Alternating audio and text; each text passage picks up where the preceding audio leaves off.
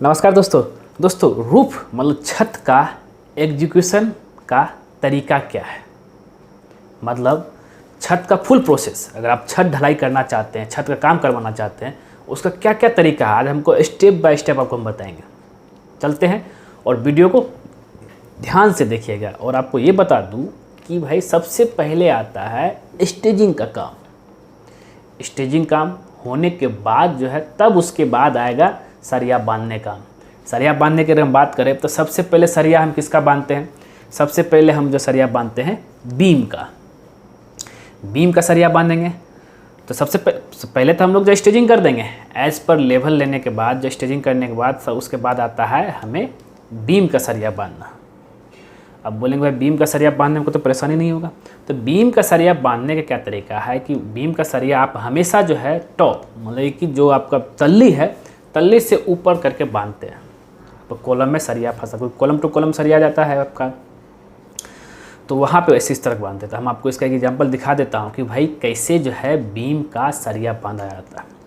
As per drawing के हिसाब से आपके ड्राइंग में जो दिया हुआ है बीम का सरिया, टॉप में क्या देना है, बॉटम में क्या देना है, और एक्स्ट्रा अगर बार है एक्स्ट्रा बार क्या देना है, वो सारा चीज़।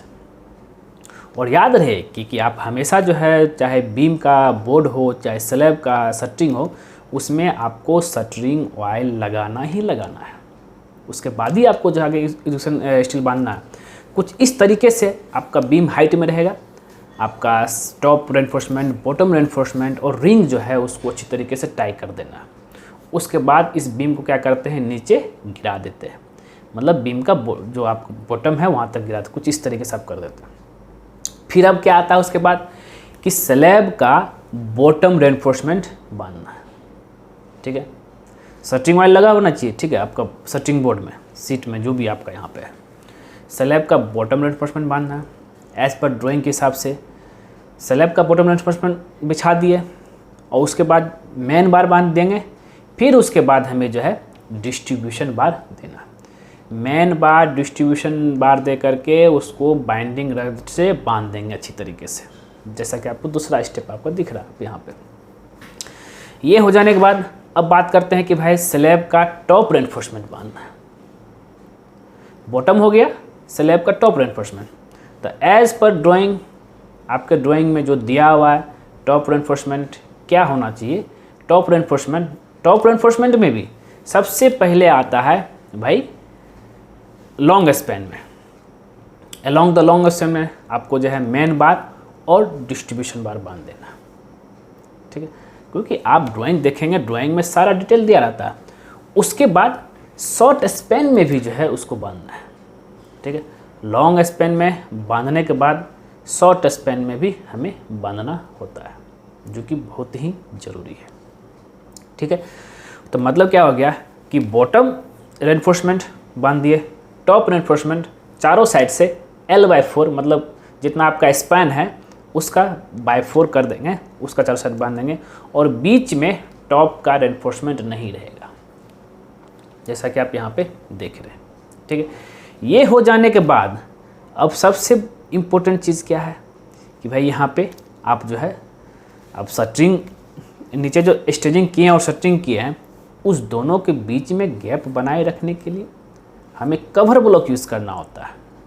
ठीक है, और टॉप रेनफोर्समेंट और बॉटम रेनफोर्समेंट में के बीच में गैप बनाए रखने के लिए, कंक्रीट का कवर आने के लिए जो है, कंक्रीट आने के लिए हमें चेयर बार यूज़ करना होता है। देखिए सारा चीज़ को ध्यान से समझिए कि क्योंकि क्या है कि अगर आप नीचे कवर ब्लॉक नहीं देते हैं और कंक्रीटिंग कर देते हैं, जिस समय आप डिशटरिंग करेंगे तो नीचे आपका सरिया दिखेगा, रेनफोर्समेंट दिखेगा, जो कि पूरी जो है वेस्टेज है आपका स्लैब के लिए। तो यहाँ पे बॉटम में रेनफोर्समेंट को कवर अगर बात करें 25 mm का कवर रहेगा, 20 से 25 mm का, वो दे दिए।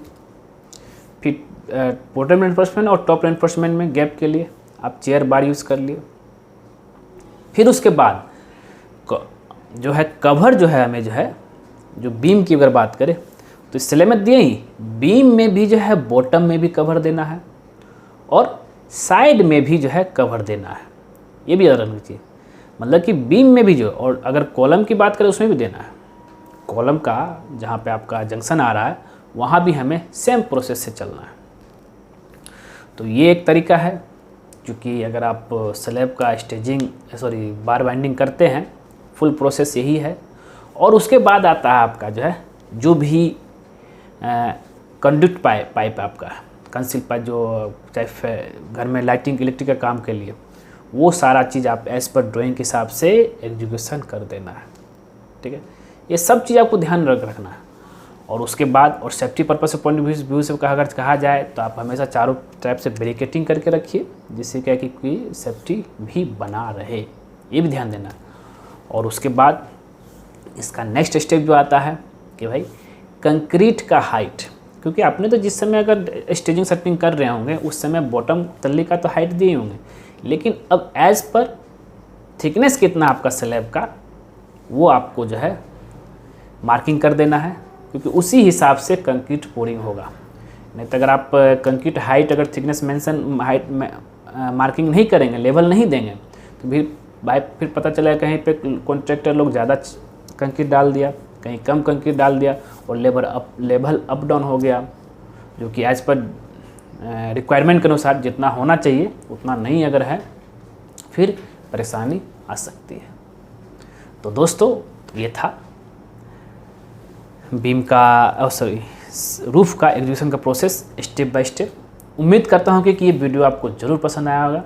अगर पसंद आया तो ज़रूर इसको जो है लाइक कीजिए, शेयर कीजिए और कमेंट भी कर दीजिए, और ख़ास करके हमारे चैनल हवा को तो सब्सक्राइब कर दीजिए, क्योंकि जैसे ही आप हमारे चैनल सब्सक्राइब करेंगे उसके बगल में एक बेल आइकन बन जाएगा, उसको भी क्लिक कर दीजिएगा। उससे बेनिफिट बस ये होता है कि जब सिविल इंजीनियर दीपक कुमार कोई नया वीडियो आपके लिए आएगा तो सबसे पहले आप नोटिफिकेशन में दिखेगा। ठीक है दोस्तों, धन्यवाद दोस्तों।